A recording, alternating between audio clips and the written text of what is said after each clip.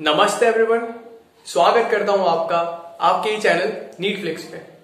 आज का हमारा टॉपिक है पैनक्रियाज। जो पैनक्रियाज होता है, एंडोक्राइन ग्लैंड में ही पढ़ रहे हैं हम इसको।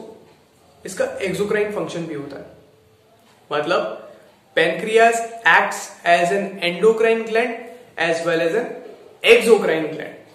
That's why we call pancreas a composite gland, मतलब एक्सोक्राइन भी एंडोक्राइन भी।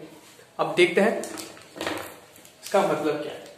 सबसे पहले जो पैनक्रियाज है, पैनक्रियाज एक कंपोजिट ग्लैंड है। अब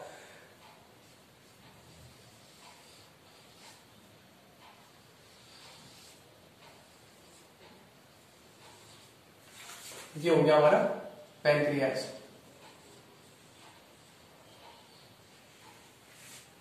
जब जीआई ट्रैक्ट में बात करें, जीआई ट्रैक्ट के अंदर सिक्रीशंस प्रोड्यूस करने की बात करें, तो जो पैनक्रियाज का फंक्शन होता है वो एक्सोक्राइन होता है। कैसे? पैनक्रियाज के अंदर यहाँ पे इसका एक डक्ट होता है, यहाँ पे पैनक्रियाटिक डक्ट होता है जो कंबाइन करता है जो लिवर होता है। यहाँ पे गॉल ब्लैडर होता है,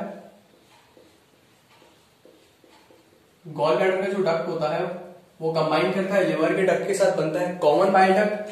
कॉमन बाइल डक्ट यहाँ पे आके सब कंबाइन करता है, तो कॉमन बाइल डक्ट की जो सिक्रीशन है वो और पैनक्रियाटिक डक्ट का सिक्रीशन, पैनक्रियाटिक जूस, दोनों साथ में रिलीज होते हैं डियोडिनम के अंदर।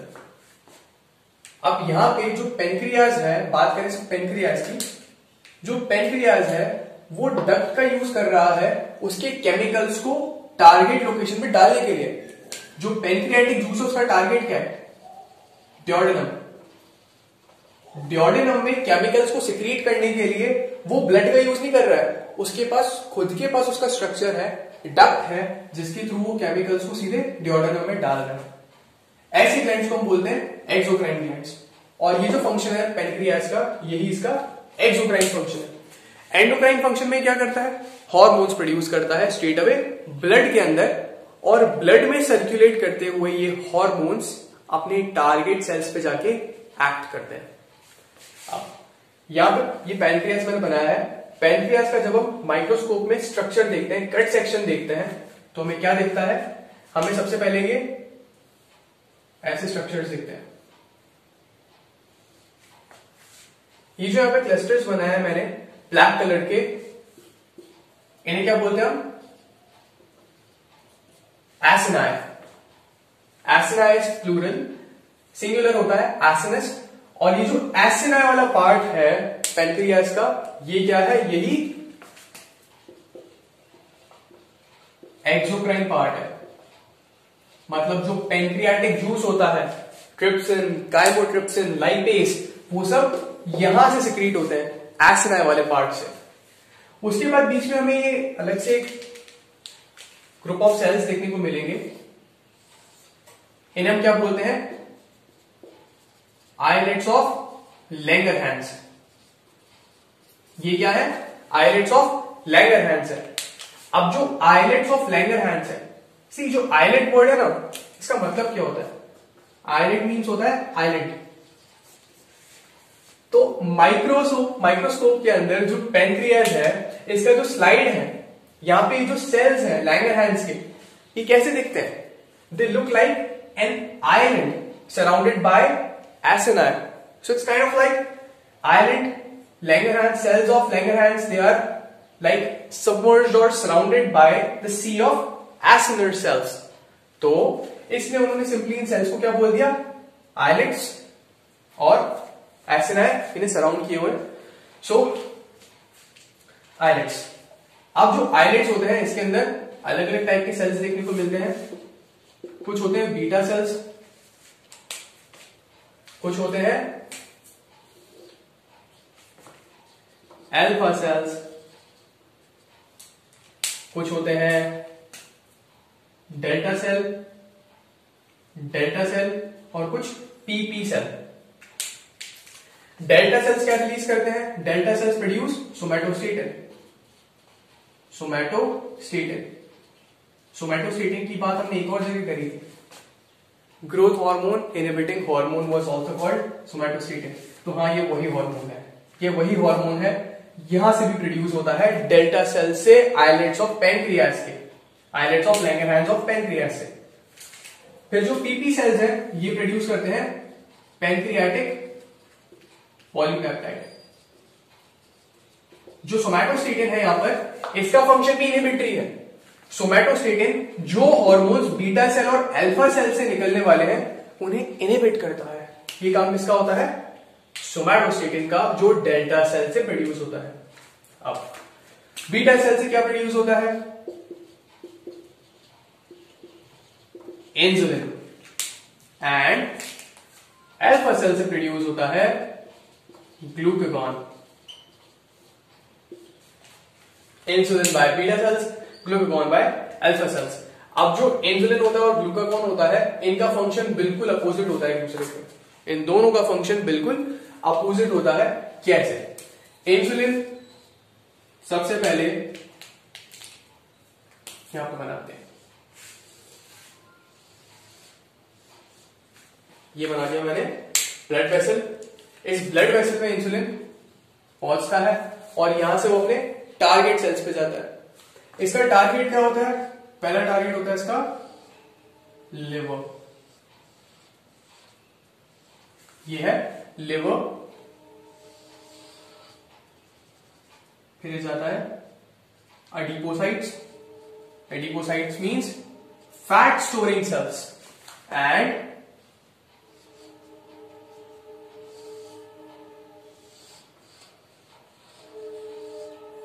Skeletal muscles.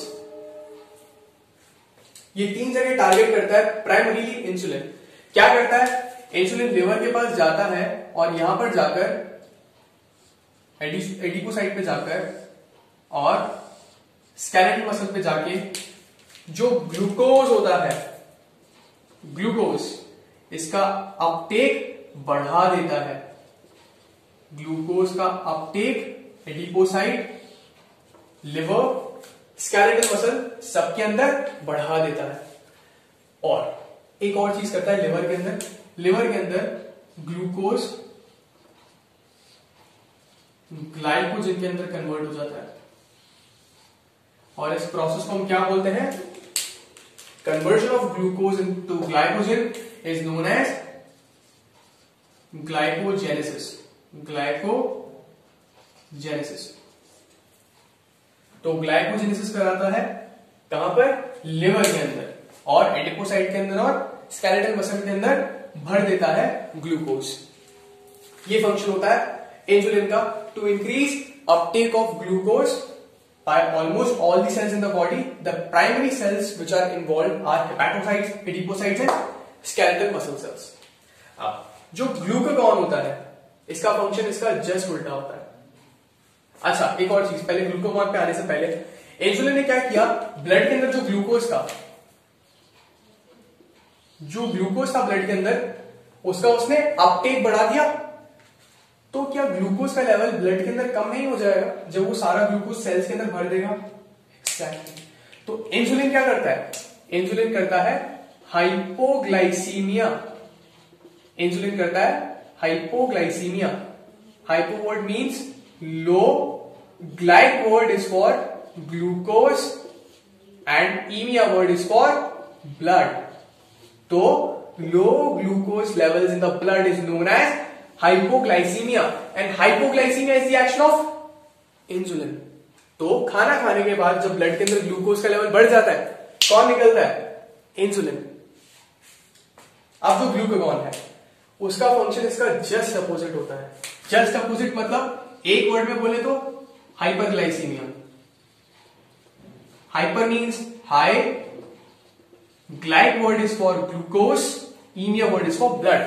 So hyperglycemia, high blood glucose levels, function of glucagon. अब ये करने के लिए ग्लूकागॉन क्या करता है? जो काम इंसुलिन कर रहा था, मतलब ग्लूकोज का अपटेक बढ़ा रहा था लिवर के अंदर, एडिपोसाइट्स के अंदर और स्केलेटल मसल के अंदर, इसका जस्ट उल्टा कर देता है और इसको इनहिबिट करता है। मतलब ये बना दिया मैंने ग्लूकागॉन ग्लूकागॉन क्या करेगा, जो अपटेक है ग्लूकोज का एडिपोसाइट के अंदर, स्केलेटल मसल के अंदर, लिवर के अंदर, उसको इनहिबिट करेगा। और क्या करेगा ग्लूकागॉन, एक और चीज करेगा, वो जो ग्लूकोज से ग्लाइकोजन का प्रोडक्शन था,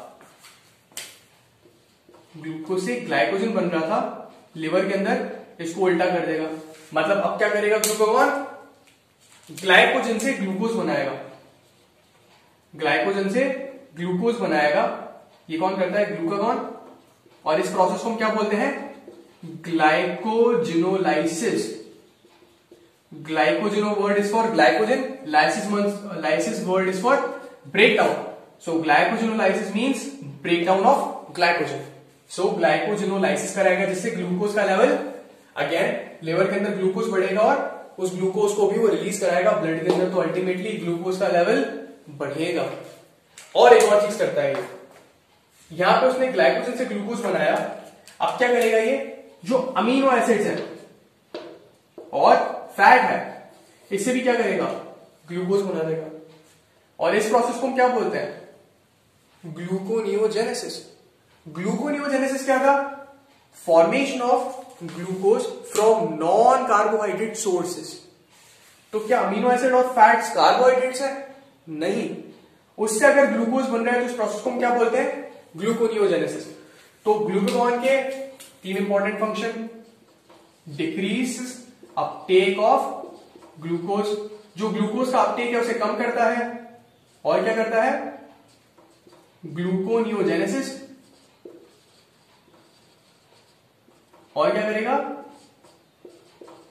glycogenolysis. Glycogenolysis, gluconeogenesis, decrease uptake of glucose, इन सब से क्या होगा, हाइपरग्लाइसीमिया, मतलब ब्लड के अंदर ग्लूकोज का लेवल बढ़ेगा। कौन करता है, ग्लूकागॉन। अब एक और चीज, ऐसे कौन कौन से हार्मोन्स थे जिनके बारे में हमने बात करी थी, वो हाइपरग्लाइसीमिया कर रहे थे।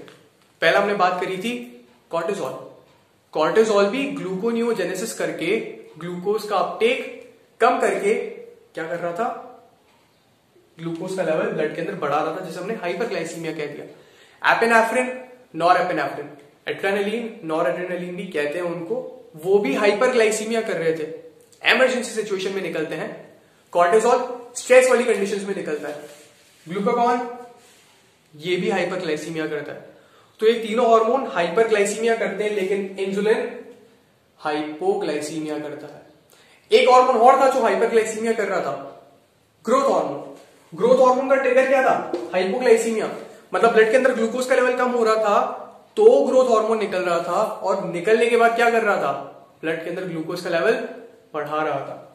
तो ग्रोथ हार्मोन भी हाइपरग्लाइसीमिया कर रहा था। तो यहां पे मैं एक बार मेंशन कर रहा हूं, cortisol, epinephrine, growth hormone, glucagon, ये चारों हार्मोन क्या करते हैं, हाइपरग्लाइसीमिया। ठीक है, अब लास्ट में बात करेंगे डिजीजेस ऑफ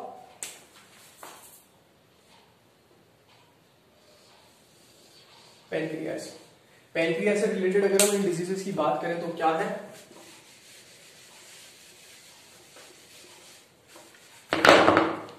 पेनक्रियास की बात होती है तो एक ही डिजीज की सबसे ज्यादा बात होती है, वो है डायबिटीज मेलाइटिस। हमने बात करी थी, एक था डायबिटीज इंसिपिडिस, जहां पर एडीएच का डेफिशिएंसी था। यह है डायबिटीज मेलाइटिस। एक्चुअल डायबिटीज यही है। क्या होता है इसके अंदर, यहां पे होता है basically hyperglycaemia. Prolonged hyperglycaemia is known as diabetes mellitus. जो डायबिटीज मेलाइटिस है, इसके भी 2 वेरिएंट्स होते हैं, एक होता है टाइप 1, एक होता है टाइप 2। डिफरेंस क्या है दोनों में, एक केस में क्या होता है, इंसुलिन का डेफिशिएंसी होता है। आई टोल्ड यू कि जितने भी हार्मोन्स है, cortisol, epinephrine, growth hormone, glucagon, ये रिलीज होते हैं तो हाइपरग्लाइसीमिया करते हैं। सिर्फ इंसुलिन है जो हाइपोग्लाइसीमिया करता है, मतलब ब्लड के अंदर से ग्लूकोज का लेवल कम करता है, अपटेक बढ़ा के सेल्स के अंदर। अगर इंसुलिन का ही डेफिशिएंसी हो जाएगा तो जो ग्लूकोज का लेवल है वो ब्लड के अंदर हमेशा बढ़ा रहेगा, और उसे हम बोलेंगे हाइपरग्लाइसीमिया। तो डायबिटीज मेलाइटस टाइप 1 में क्या होता है, इंसुलिन का डेफिशिएंसी होता है, जिसकी वजह से ग्लूकोज का अपटेक सेल्स के अंदर कम हो जाता है और अल्टीमेटली ब्लड के अंदर ग्लूकोज का लेवल बढ़ेगा, जिसे हम बोल रहे हैं हाइपरग्लाइसीमिया। टाइप 2 के अंदर क्या होता है, इंसुलिन नॉर्मल होता है, लेकिन जो सेल्स होते हैं वो, इंसुलिन का काम क्या है, ग्लूकोज को सेल्स के अंदर भरते जाना, सेल्स को जबरदस्ती खाना, ठोसा ठोसा कर खिलाना। लेकिन अगर जो इंसुलिन है उसकी बात अगर कोई सेल माने ही नहीं, इंसुलिन के निकलने के बावजूद अगर सेल्स जो है उनके अंदर ग्लूकोज का अपटेक कम ही रहता है, तो उस डायबिटीज मेलाइटस को हम बोलते हैं डायबिटीज मेलाइटस टाइप 2। इसे हम एक अलग सा नाम दे देते हैं, इसे हम बोल देते हैं इंसुलिन रेजिस्टेंट डायबिटीज मेलाइटस। मतलब इंसुलिन के निकलने के बावजूद जो सेल्स है वो ग्लूकोज का अपटेक कर ही नहीं पा रहे हैं, तो ग्लूकोज कहां रह जा रहा है, अल्टीमेटली ब्लड के अंदर, और उसकी वजह से क्या हो रहा है, हाइपरग्लाइसीमिया। सो ये दो वेरिएंट्स डायबिटीज मेलाइटस के। प्रॉब्लम क्या होती है पेशेंट के साथ, इनके अंदर क्या होता है, ग्लूकोज का लेवल अगर बढ़ेगा तो कहां आएगा, यूरिन के अंदर। तो होता क्या है, जो ग्लूकोज है वो यूरिन के अंदर भी अपीयर करता है, और इस कंडीशन को हम बोलते हैं glycosuria. We call it glycosuria. Glyco word is for glucose, I am sorry, we call it glucosuria, glucosuria. Gluco word is for glucose and uria word is for urine. तो इनके अंदर क्या होता है, glucose urea होता है। You can even call it glycosuria, but textbook के अंदर हर जगह ग्लूकोज यूरिया लिखा हुआ है, so we call it glucosuria. अब और क्या होता है इनके अंदर, कीटोन बॉडीज बनती हैं।